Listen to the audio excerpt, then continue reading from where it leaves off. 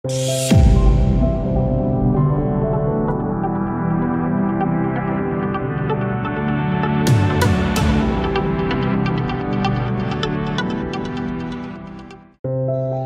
রাধে বন্ধুরা, সুপ্রভাত। তো এখন সকালটা এইভাবেই শুরু হয় বাবাকে হারাবার পরে। বাবার সামনে ধূপ মোমবাতি জ্বালিয়ে তারপরে এখানে মা গপু সোনাদের বেলার ভোগ দিয়ে দিয়েছে সকালের পুজো সেরে। এখানে আমি স্নান দান করে আমি চলে এসেছি চা করছি। শীতের অলরেডি আজকের ওয়েদার এত খারাপ, মেঘলা ওয়েদার। এমনিতে ঠান্ডার মৌসুম পড়ে গেছিলো, কিন্তু আজকের জন্য একটু বেশি বাজে ওয়েদারটা, বৃষ্টি হওয়ারও সম্ভাবনা রয়েছে। তো এখানে আমার চা হয়ে গেছে। প্রথমে দিয়ে দিচ্ছি যে পাশের বাড়ি যে বৌদি আছে, আমার যে হাউস হোল্ডে যে সাহায্য করে, সে বৌদিকে চা দিয়ে দিচ্ছি। আর এখানে আমার আর মায়ের চা। আমরা যেহেতু চিনিটা খাই না, তো গুড় দিয়ে খাই, তো গুড় লাস্টে মিশিয়ে নিই। তো এখানে মা চা খাচ্ছে, আমিও চা খাচ্ছি। আমার বিস্কিট খাওয়া হয়ে গেছে, বেকারি বিস্কিট মায়েরও খুব পছন্দের, আমারও খুব পছন্দের। তো মা এখানে বিস্কিট খাচ্ছে। মা পুজো করে উঠেছে, পুজো করে উঠে একটা চন্দনের টিপ মা পরে।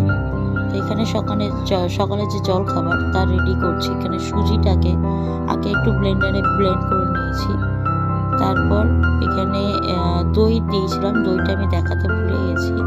তারপরে এখানে হচ্ছে খাবার বেকিং পাউডার এবং বেকিং সোডা, এই সব কিছু দিয়ে ভালো করে মিক্স করে এটা খানিকক্ষণের জন্য রেখে দেবো। বেকিং পাউডার বেকিং সোডা পুরোটাই নিজের আইডিয়ার উপর। আজকে শনিবার, আমাদের শনিবার দিন নিরামিষ খাওয়া হয়, তো নিরামিষের টিফিনটা একটু বেশি চিন্তার থাকে। তো ওই জন্য এখানে যাই হোক, সুজিটাকে এখানে আমি এখন কিছুক্ষণের জন্য রেখে দেবো, মোটামুটি আধ ঘন্টা। মা এদিকে রান্না বান্না জোগাড় করছে, সবজি কাটছে। এদিকে মাশরুম একটুখানি গরম জলে ভাপিয়ে রাখা হলো। এবার আমি এখানে টিফিনের জন্য যে স্টাফিংটা হবে সেটা রেডি করছি। এখানে কড়াইতে তেল দিয়ে তাতে একটু সর্ষে ফোড়ন দিয়ে, আর আমাদের বাড়িতেই কারি পাতা গাছ আছে, তো সেখান থেকে কারি পাতা নিয়ে আসলাম। এবার কারি পাতা ফোড়ন দিয়ে এখানে দেখো মাছের সবজি কেটে দিয়েছে, আলু, কুমড়ো, টমেটো, কাঁচা লঙ্কা। একটু আগে কাঁচা লঙ্কাটা দিয়ে দিলাম। এই সব সবজিগুলো ধুয়েই মা দিয়েছে একবারে। তারপরে সমস্ত সবজি একবারে দিয়ে এবার এর মধ্যে একটুখানি হলুদ দিয়ে দেবো, আর দিয়ে দেবো সামান্য মানে পরিমাণ মতো নুনটা দিয়ে দেবো। এই সবটা দিয়ে একদম ভালো করে সাজিয়ে নেবো, একটু হাই ফ্লেমে নাড়াচাড়া করবো সবটা। এই টিফিনটা তোমরা সবাই বাড়িতে ট্রাই করো, যাদের নিরামিষ খাওয়ার একটা খুব চল থাকে। এবার এখানে জল দিয়ে ঢাকা দিয়ে দিলাম, মিডিয়াম ফ্লেম করে দিলাম। এখানে দেখো বেশ খানিকক্ষণ ঢাকা দেওয়ার পর ঢাকা খুলে আমি দেখছি অলমোস্ট তরকারিটা হয়ে এসছে, আর একটুখানি হবে। ওই জন্য আমি ভালো করে নেড়ে নিচ্ছি। আর এটা কিন্তু একদম কেটে দিতে হবে। এটা তোমরা যে কোনো সবজি দিতে পারো তোমাদের পছন্দের, ইভেন চাইলে পেঁয়াজও দিতে পারো, পেঁয়াজটা দিলেও ভালো লাগবে। পেঁয়াজটা প্রথমেই দিয়ে নিতে হবে। তো এখানে আমি একটু গুড় দিয়ে দিলাম লাস্টে। আর এখানে দেখো সুজিটা বেশ সুন্দর আধ ঘন্টা মতন ভেজেছিল, তাতেই বেশ ফার্মেন্টেড হয়ে গেছে।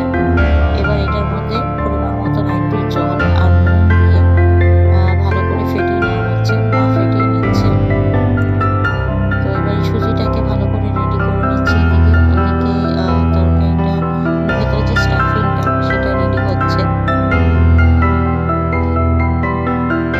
এখানে জলের আন্দাজটা তোমাদেরকে একটু বুঝে নিতে হবে। খুব পাতলা, একদম পাতলা হবে না, আবার একবারে ভারী ভারীও হবে না, মিডিয়াম একটা থাকবে, কনসিস্টেন্সিটা থাকবে। তো এখানে আমার তরকারি রেডি হয়ে গেছে। লাস্টে ধনে পাতা দিয়ে দিলাম, ধনে পাতা দিয়ে ভালো করে নেড়ে চেড়ে নামিয়ে রাখবো।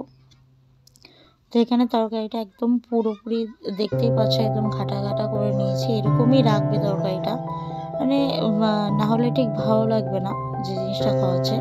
এখানে কড়াইটা পরিষ্কার করে নিয়ে আমি তাতে আরেকটু তেল দিয়েছি, দিলাম একটু জিরে, একটু কালো সর্ষে, আর এখানে না কারি পাতাটাকে আমি বেশ একদম কুচিয়ে নিয়েছি ভালো করে। দিয়ে এটাকে তেলের মধ্যে দিয়ে একদম ভালো করে ভাজা ভাজা করে তারপর যে ব্যাটারটা আমি করে রেখেছিলাম সেই ব্যাটারের মধ্যে দিয়ে দেবো, এবং তারপরে এটাকে খুব ভালো করে মিক্স করে নেব। তো টিফিনটার এই যে ব্রেকফাস্টটা, এটার যে নেক্সট পার্টটা সেটা পরের ভিডিওতে আমি তোমাদেরকে দেখাচ্ছি। ততক্ষণ টাটা।